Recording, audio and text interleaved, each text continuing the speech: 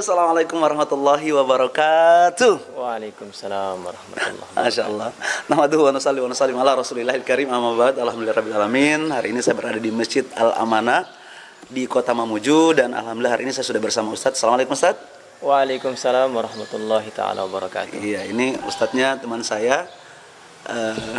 Tapi nggak tahu dia nganggap saya teman apa enggak sih.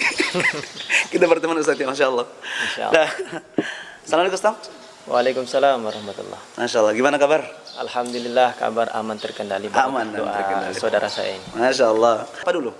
Hari ini kita mau ngebahas tentang masalah Ustadz. Bagusnya kita ngebahas tentang perkara-perkara yang sering terjadi di kalangan halayak umum. Iya, Seperti kayak macam adab-adab masjid mungkin. adab-adab masjid. Iya. Iya, betul sekali. Karena mungkin tidak sedikit orang pas datang ke Iya. masjid kadang dalam keadaan tidak berwudu, terus masuk pakai kaki kiri, Iya. kadang tidak diperhatikan, terus sampai di dalam kadang apapunnya mungkin bukan seenaknya sih, mungkin karena mereka belum tahu apa yang seharusnya mereka lakukan, karena mereka belum tahu adab-adabnya. Iya. Tafadhol Ustaz. Bismillahirrahmanirrahim. Nahmaduhu wa nusalli wa nusallimu ala rasulihil karim wa ala alihi wa sahbihi ajma'in. Subhanaka la ilma lana illa ma 'allamtana innaka antal alimul hakim. Rabbi syrah li sadri wa yassir li amri wahlul 'uqdatam min lisani yafqahu qawli, amma ba'd. Insyaallah bagi teman-teman yang dimuliakan Allah Subhanahu wa taala, pada pertemuan kali ini insyaallah kita akan membahas tentang pentingnya adab-adab masjid ataupun etika ataupun tata cara ketika kita ini pergi ke masjid atau masuk ke dalam masjid. Jadi seseorang pergi ke masjid ini adalah suatu perkara yang sangat penting. Akan tetapi ketika kita masuk ke dalam masjid, mengetahui adab-adabnya, etikanya ataupun tata caranya, ini adalah suatu perkara yang lebih penting. Karena banyak ya, kita ini sudah bersyukur kepada Allah Subhanahu wa taala, bersyukur ya.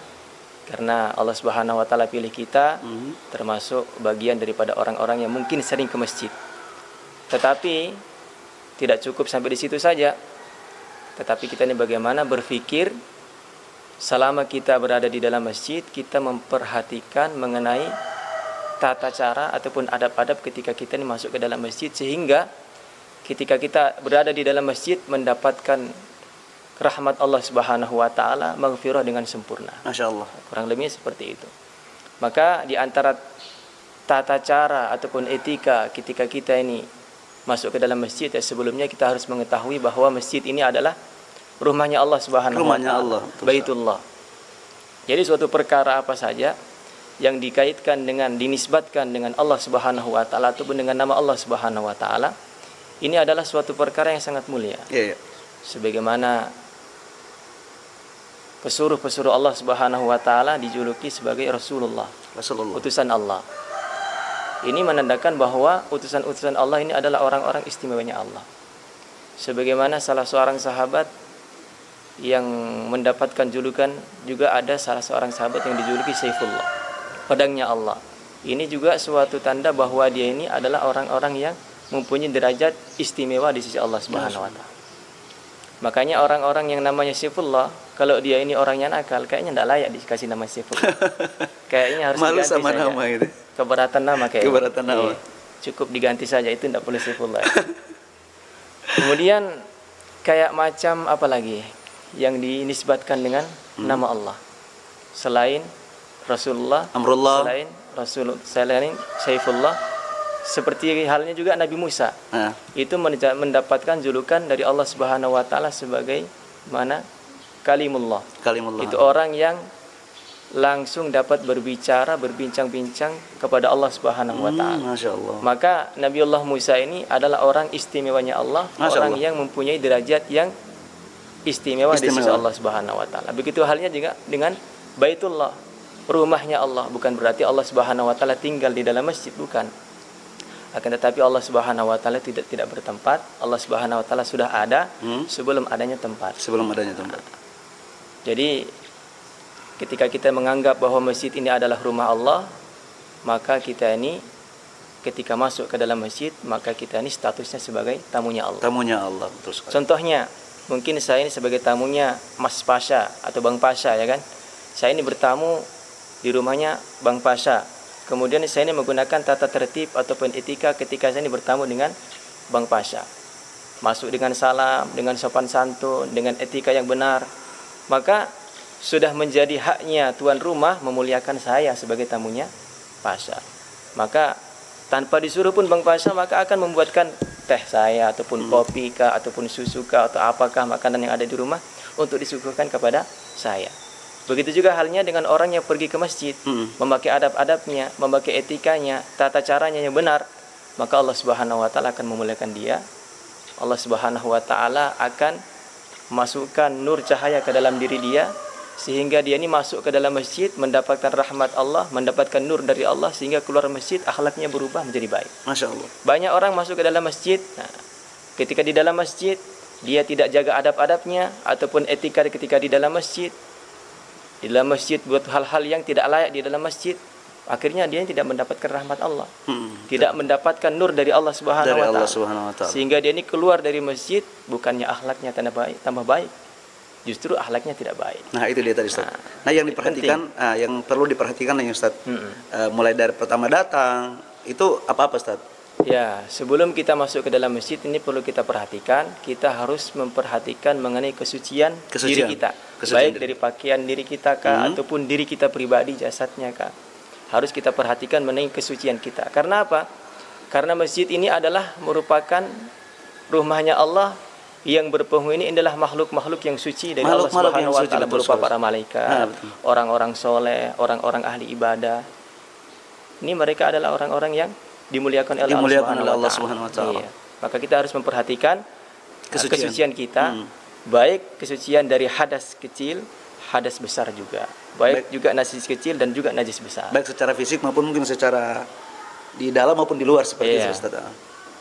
Jadi sebelum kita masuk ke dalam masjid, kita harus diusahakan bersuci terlebih dahulu dari hadas kecil, hadas besar, najis kecil dan juga najis besar. Iya betul sekali. Supaya kita di dalam masjid ini berkawan dengan malaikat sehingga malaikat ini berkumpul dengan kita sehingga kita mendapatkan rahmatnya dari Allah melalui para malaikat. Sehingga kita ini keluar dengan membawa nur ataupun cahayanya malaikat. Masya Allah. Nah, ini yang penting sekali harus kita tahu. Betul sekali. Lanjut Ustaz.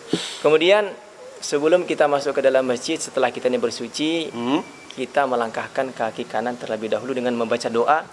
Allahumma ftahli abwaaba rahmatik, ya Allah bukakanlah untukku pintu-pintu rahmatmu. Jadi kita ini masuk ke dalam masjid minta supaya Allah Subhanahu wa taala berikan rahmat kepada kita. Dulu ada cerita. Nah, ada cerita seorang ulama besar. Wali Allah yang mempunyai hubungan rohani dengan Allah itu dengan rohani yang tinggi. Sampai hal-hal yang sekecil-kecilnya perkara yang baik ini dia perhatikan. Perkara-perkara sunnah dia perhatikan. Sehingga pernah dia suatu ketika masuk ke dalam masjid, lupa. Dia tidak baca doa, masuk masjid pakai kaki kiri. Maka seketika itu juga dia ini dapat teguran dari Allah Subhanahu wa taala mendengarkan hatif. Apa itu hatif? Hatif itu suara tanpa rupa. Ada suara tapi tidak ada wujudnya. Itu. Suara itu meneriaki seorang wali itu namanya Sufyan. Maka suara itu terdengar ya Thauri, yang artinya Thauri itu hei sapi. Dipanggil hei sapi. Seketika itu juga Sufyan ini dia terkejut, kaget, langsung pingsan. Pingsan dia. Akhirnya pas waktu bangun dari pingsan, dia teliti-teliti apa amal yang dia tinggalkan ini sehingga dia mendapatkan teguran yang begitu mengejutkan. Mengejutkan betul sekali. Akhirnya pas waktu dia koreksi, dia teliti-teliti ternyata dia masuk ke masjid pakai kaki kiri, tidak pakai doa, baca doa lagi. Tapi kalau macam kayak awak-awak kita ini kan masuk ke masjid mau kaki kiri mau kaki kanan, tidak ada teguran. Karena apa? Mungkin tidak punya hubungan sama Allah dengan baik. Rohaninya kurang kita. Betul sekali. Bukan kurang, mungkin tidak ada. Mungkin nggak ada. Nah, itu yang perlu kita perhatikan seperti itu. Nah, itu dari segi melangkah dengan kaki kanan terus membaca doa. Allahumma ftahli abwaaba rahmatik. Dan memang tidak sedikit orang Ustaz. Termasuk saya juga kadang masuk gimana nih Ustaz ini? Pas masuk, saya kan suka lupa nih ceritanya. Terus keluar lagi baru baca. Itu gimana tuh Ustaz? Ya kalau memang sekiranya kita ini masuk kemudian langsung teringat. Keluar lagi. Kemudian kita langsung doa supaya kita ini tidak meninggalkan yang sunnah-sunnah yang diajarkan oleh pemimpin kita. Masya Allah, betul sekali. Rasulullah Sallallahu Alaihi Wasallam. Ini kelihatannya perkara yang sepele, kelihatannya kecil. Para ulama katakan kalau orang ini memperhatikan perkara-perkara sunnah yang kelihatannya kecil, kemudian dia ini betul-betul memuliakan perkara-perkara sunnah yang kelihatannya kecil, ketahuilah dia ini orang-orang yang punya derajat di sisi Allah Subhanahu wa taala. Jadi kalau kita ini ingin tahu derajat kita ini di sisi Allah Subhanahu wa taala, atau ingin tahu kita ini punya derajat tidak di sisi Allah Subhanahu wa taala, lihatlah sejauh mana kamu ini memperhatikan sunnah-sunnah yang mulia Rasulullah sallallahu alaihi wasallam. Kalau kita ini betul-betul memperhatikan sunnah-sunnah Rasulullah sallallahu alaihi wasallam yang kelihatannya kecil, berarti kita ini yang insya Allah ada derajat di sisi Allah. Ada derajat. Tapi kalau kita ini tidak memperhatikan sunnah-sunnah yang kelihatannya kecil, bisa jadi dia ini tidak punya derajat di sisi Allah Subhanahu wa taala, ataupun derajatnya rendah di sisi Allah Subhanahu wa taala. Dan kalau berbicara masalah kayak masuk ke masjid tadi, sebenarnya bukan perkara yang kecil sih Ustaz. Bisa dibilang itu sangat besar, karena ini seperti yang dibahas di awalnya tadi, rumah Allah, rumah suci, para malaikat, kumpulannya para malaikat yang senantiasa akan bersama kita kalau kita senantiasa suci berada di dekat mereka, seperti itu Ustaz. Saya tadi tidak mengatakan masuk ke dalam masjid kaki kanan kemudian dengan baca doa perkara kecil. Kelihatannya kecil. Kelihatannya beda. kecil. Perkara yang kecil dengan perkara yang kecil itu beda. Gitu. Sayangnya Masya Allah. Ini perkara sunnah itu kelihatannya kecil, tidak ada yang kecil, semuanya besar di sisi semuanya besar, Masya Allah. Betul sekali. Iya. Betul. Jadi perkara sunnah itu maknanya kalau kelas bawah itu dikerjakan tidak apa-apa, dikerjakan dapat pahala, dikerjakan tidak apa-apa. Itu makna kelas 1. Tapi kalau makna kelas 2, dia dikerjakan mendapatkan keberuntungan besar, ditinggalkan dapat kerugian besar. Ada mana lebih tinggi lagi? Sebagaimana difirmankan Allah Subhanahu wa taala, "Qul in kuntum tuhibbunallah fattabi'uni yuhibbukumullah wa yaghfir lakum dzunubakum wallahu ghafurur rahim." Jika kamu amalkan sunnah-sunnah yang mulia baginda Rasulullah sallallahu alaihi wasallam, maka akan mendatangkan kecintaan Allah Subhanahu wa taala kepada orang yang mengamalkan sunnah. Masya Allah. Kemudian setelah dia mendapatkan kecintaan Allah, Allah Subhanahu wa taala ampunkan dosa-dosa. Ampunkan dosa-dosa. Wallahu ghafurur rahim, karena Allah Maha Pengampun lagi Maha Penyayang. Masya Allah. Masya Allah. Kelihatannya ini perkara ini remeh ya. Tapi kalau betul-betul kita perhatikan, mendatangkan ampunan Allah, Masya Allah, mendatangkan kecintaan Allah. Iya, betul sekali Ustaz. Lanjut Ustaz. Ya, kemudian setelah kita berada di dalam masjid, sebelum kita ini duduk, maka kita ini disunnahkan untuk salat tahiyatul masjid. Salat tahiyatul masjid ini adalah merupakan penghormatan kita kepada masjid. Maka dinamakan salat tahiyatul masjid. Kalau sekiranya kita ini contoh masuk ke dalam masjid, kemudian waktu menunggu salat. Kita lihat menitan ini mungkin hanya cukup mengerjakan 2 rakaat salat. Sedangkan ini kalau saya mengerjakan tahiyatul masjid kemudian salat qabliyah tidak cukup waktunya. Tidak cukup. Mana yang kita pilih? Kita mendahulukan salat qabliyah. Kalau dia ini harus salat qabliyah 2 rakaat, secara otomatis salat tahiyatul masjid pun gugur. Tapi kalau dia mendahulukan tahiyatul masjid, habis waktunya 2 rakaat, dia tidak sempat salat qabliyah, tidak dapat pahala qabliyah. Cuma dapat pahala tahiyatul masjid. Tapi kalau dia langsung salat qabliyah, tidak tanpa salat tahiyatul masjid, secara otomatis tahiyatul masjidnya tergugurkan dan dia mendapatkan 2 keuntungan. Keuntungan salat qabliyah dan juga tahiyatul masjid. Karena salat tahiyatul masjid itu di antara maksudnya adalah untuk penghormatan kepada masjid, dan kita salat qabliyah itu sudah cukup untuk penghormatan untuk masjid. Kurang lebih seperti itu. Ya.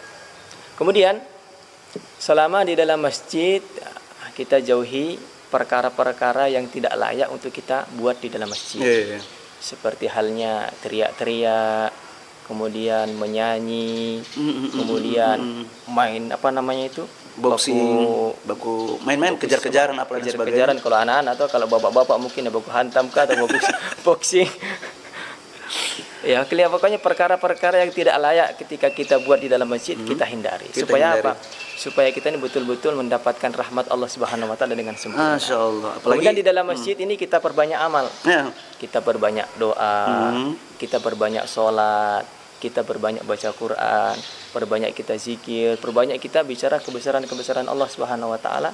Hindari pembicaraan-pembicaraan mengenai urusan-urusan dunia. Ya, betul sekali. Karena kalau kita membicarakan perkara-perkara dunia di dalam masjid, ini akan mempengaruhi hati kita, sehingga hati kita itu keras, sehingga kita ini lalai dari mengingati Allah Subhanahu wa taala. Secara otomatis kalau orang bicara tentang pentingnya dunia, dia akan lalai dari Allah Subhanahu wa taala. Apalagi tadi sempat dijelaskan di awal tadi, ya ketika masuk malaikat bersama kita. Terus kalau kita pembicaraan yang sia-sia, ya kasarnya nih kayak cuek gitu loh. Kasarnya seperti itu. Jadi sama aja kita tidak mendapatkan keberkahan dalam masjid seperti itu, Ustaz. Ya, jadi ini buat viewer semuanya, banyak sekali sebenarnya kesalahan-kesalahan yang kita lakukan. Itu tadi perkara kelihatannya kayak kecil, tapi nilainya sangat besar. Besar di sisi Allah Subhanahu wa taala. Betul sekali. Lanjut, Ustaz. Kemudian selama kita berada di dalam masjid, yaitu tadi amalan-amalan yang perbanyak itu tadi, sholat, seperti zikir, seperti baca Quran, seperti doa, dan diusahakan juga mungkin kalau kita masuk ke dalam masjid mendapati kotoran-kotoran yang ada di dalam masjid, ya kita usahalah jangan nunggu petugas masjid untuk bersihkan masjid, karena membersihkan sampah ataupun kotoran yang berada di dalam masjid ini mempunyai keuntungan yang sangat besar. Masya Allah. Mempunyai fadilah ataupun pahala yang sangat besar. Di antaranya kotoran-kotoran yang kita bersihkan dari masjid ataupun hal-hal yang mengotori masjid, kita bersihkan, kita sapu, itu nanti di akhirat yang sering saya dengarkan dari para ulama yang disampaikan di dalam ceramah-ceramahnya, di dalam mudzakarah-mudzakarahnya, itu sampah-sampah yang kita bersihkan dari masjid itu akan dijadikan maharnya bidadari. Masya Allah. Ini kameramen kita. Nah, ngomong-ngomong tentang masalah maharnya bidadari, ini bidadari apa namanya? Kameramen kita di sana dan di sini, dia langsung terbuka. Subhanallah. Apalagi kameramennya belum nikah ya kan? Gimana kameramen? Masih semangat? Semangat terus. Lanjut. Allahu Akbar. Kemudian selama kita berada di dalam masjid, supaya kita tetap mendapatkan pahala ya kan? Ya. Ya, kita niat selama berada di dalam masjid untuk senantiasa i'tikaf. Nawaitul i'tikaf fi hadzal masjid sunnatan lillahi ta'ala.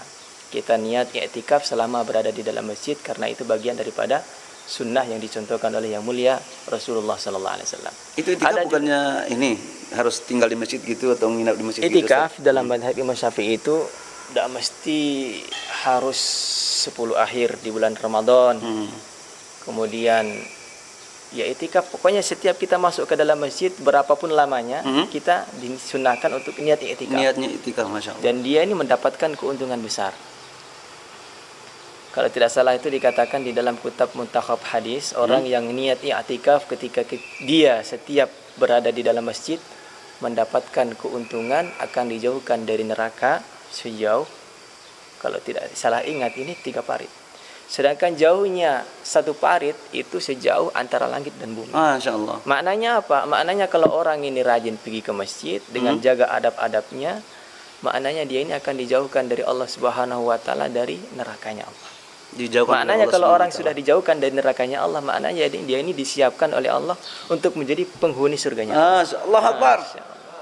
Maka jangan bosan-bosan pergi ke masjid dengan adab yang benar. Betul, dengan adab yang benar. Ini tadi Ustaz berbicara masalah itikaf tadi, Masya Allah, apa namanya, sangat menarik sekali, karena saya, mungkin kameramen kita juga gimana? Sering lihat nggak sih waktu pada saat ke masjid itu itikafnya tadi, ya karena ya belum pernah dapat pengetahuan tentang itu, Ustaz. Ini penting sekali buat semua viewers, buat semua penonton, pemirsa. Jangan di skip video ini, karena masih banyak lagi informasi-informasi lain, banyak sekali mudzakarah yang akan kita sampaikan buat semua viewersnya kita. Tafadhal Ustaz, lanjut. Ya, terus kemudian ketika kita ini keluar masjid, ya kita baca doa lagi.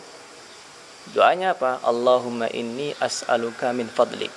Ya Allah, sesungguhnya aku minta kepada Engkau min fadlika, dari anugerah Engkau, keutamaan Engkau. Ini penting. Dengan kaki kiri. Jadi kita umat Islam ini, umatnya yang mulia Rasulullah sallallahu alaihi wasallam, 24 jam sebenarnya setiap kita bergerak, setiap kita beraktivitas itu semuanya ada doa-doanya. Ada doa-doanya. Para ulama katakan kalau kita setiap bergerak, setiap beraktivitas mengamalkan daripada doa-doa yang diajarkan oleh pimpinan kita, yaitu yang mulia Rasulullah sallallahu alaihi wasallam, maka kita ini sudah siap mati kapanpun saja. Karena setiap saat kita ini diarahkan untuk berdoa dan kita bisa mengamalkan doa itu. Masya Allah. Masya Allah. Masuk rumah ada doanya, keluar rumah ada doanya, masuk WC ada doanya, keluar WC ada doanya, masuk masjid ada doanya, keluar masjid ada doanya, ketemu istri pun ada doanya. Masya Allah. Kalau kita ini mengamalkan doa setiap keadaan yang kita alami, ketika turunnya hujan baca doa, selesai hujan kita baca doa, kapanpun saja kita ini meninggal, maka kita ini sudah siap. Masalahnya kita ini belum diberi kekuatan oleh Allah Subhanahu wa taala untuk doa dalam setiap saat dan keadaan. Ini yang perlu kita minta sama Allah. Tetap, Karena amal itu membutuhkan hidayah dari Allah. Betul sekali Ustaz. Ini ngomong-ngomong nih tentang masalah doa tadi Ustaz. Mungkin ada yang bertanya lah kalau setiap langkah kita, setiap apa yang harus kita lakukan diiringi dengan doa, banyak kali lah kita harus menghafal doa seperti itu. Nah, bisa nggak sih Ustaz setiap yang kita lakukan itu kayak umpama saya ini karena Allah, saya ini karena Allah, saya ini karena Allah. Ya, itu ada hadis yang mengatakan kalau kita memang tidak hafal doa khusus setiap aktivitas yang kita kerjakan, maka ada hadis Rasulullah sallallahu alaihi wasallam yang mengatakan kullu amrin dzibalin la yubda'u bi bismillah fa huwa aqta fa huwa ajdab.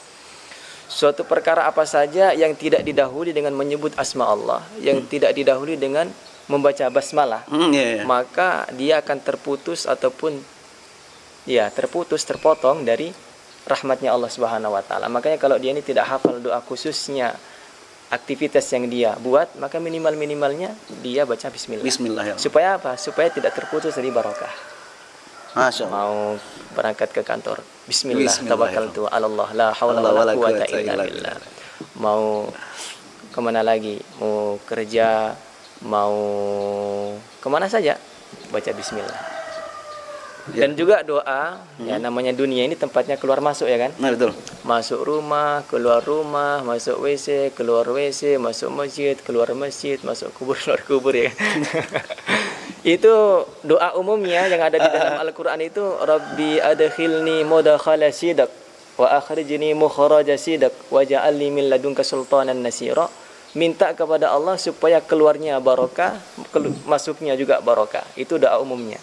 Rabbi adkhilni mudakhala sidq wa akhrijni mukhraja sidq. Aduh. Itu doa umumnya seperti itu. Kalau tidak hafal ya Bismillahirrahmanirrahim. Bismillahirrahmanirrahim. Pokoknya itu bismillah itu doa dari segala doa lah gitu ya. Iya.